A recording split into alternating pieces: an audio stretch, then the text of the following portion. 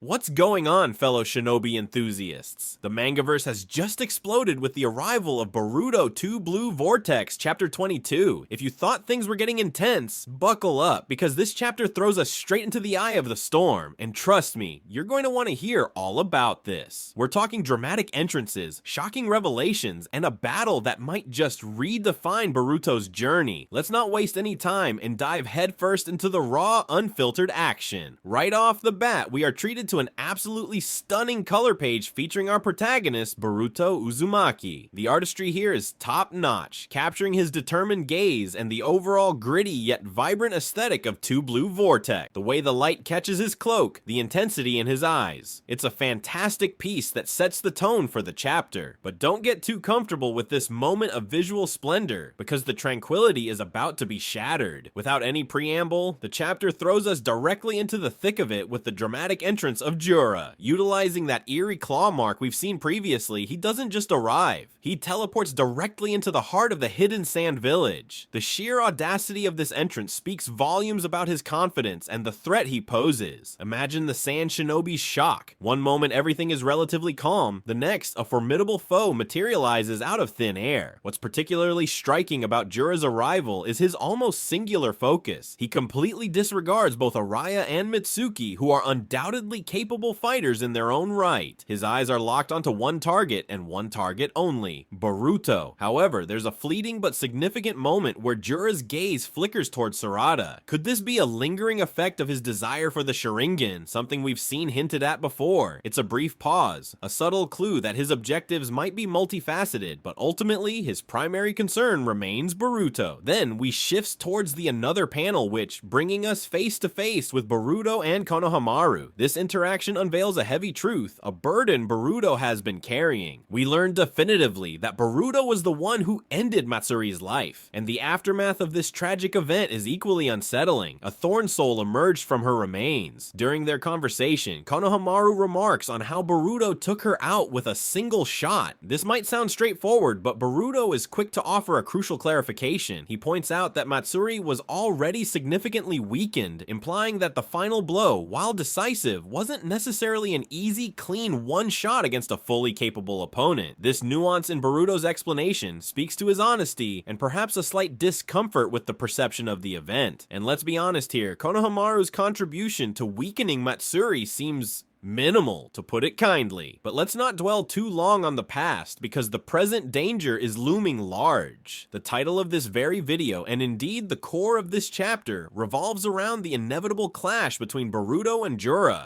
Boruto gets absolutely crushed. Jura showcases an immense level of power, and the terrifying part is, he doesn't even seem to be exerting himself fully. We hear about Boruto struggling, genuinely pushed to his limits. After the time skip, Boruto has demonstrated significant growth and power, making this encounter all the more impactful. Could this be the moment where Boruto faces his first major defeat in this new era? It certainly sounds that way. Think back to the previous chapter. Boruto managed to land a significant blow on Jura, even drawing blood. This time, however, the situation is drastically different. Jura appears completely unfazed by any of Boruto's attacks, showing no signs of the injuries he sustained before. It's a chilling demonstration of his resilience and the potential for his power to have grown even further. But this chapter isn't just about raw power and intense action. It also delves into some really compelling themes. We hear about the depth of Boruto's character through his actions, particularly his decision to prioritize saving Konohamaru. This act of selflessness reveals his strong sense of responsibility and unwavering loyalty to his comrades. However, this very act of prioritizing his friend becomes a strategic vulnerability, a trap in a way. By choosing to protect Konohamaru, Boruto places himself directly in Jura's path, making him the primary target. It's a classic hero's dilemma. The strength of their compassion can sometimes be exploited by their enemies. On the other side of the conflict, we hear about Jura's continued fascination with human emotion, specifically the concept of love. This recurring motif in his interactions suggests a deeper curiosity about what drives humans, and perhaps even a desire to understand it, even if from a detached perspective. His focus on love in the face of battle adds an intriguing psychological dimension to the conflict. And then there's Boruto. Knowing full well the likely outcome of facing such a powerful adversary, he still chooses to stand his ground to protect Konohamaru. This willingness to sacrifice himself for his friend, even when the odds are stacked against him is a core element of his character that resonates deeply with us as listeners. It's this unwavering selflessness that makes us root for him. So, with Boruto seemingly outmatched, battered, and facing a formidable foe in Jura, the burning question on everyone's mind is, what happens next? The chapter concludes with Jura's ominous statement that Boruto won't be able to accomplish anything alone. This feels like a significant piece of foreshadowing. Many of us have been eagerly anticipating the return of Kawaki. We last heard about him in a pivotal moment with Amato, where he was determined to unlock and harness his full power. Imagine the scenario. Boruto is on the ropes, facing certain defeat, and then, out of nowhere, a more powerful Kawaki appears to turn the tide. It would be an absolutely epic moment, the kind of payoff that makes these a worthwhile. The dynamic between a struggling Boruto and a potentially more powerful Kawaki coming to his aid would be incredibly compelling. Of course, at the end of the day, everything hinges on the vision of the writer. We can speculate all we want, but the direction of the story ultimately rests in their hands. However, the threads laid out in this chapter certainly point towards a need for significant intervention. So to recap the whirlwind that was Boruto 2 Blue Vortex Chapter 22, we heard about Jura's menacing arrival, the confirmation of Boruto's role in Matsuri's demise, and a brutal, one-sided confrontation where Jura seemingly overpowered Boruto with ease.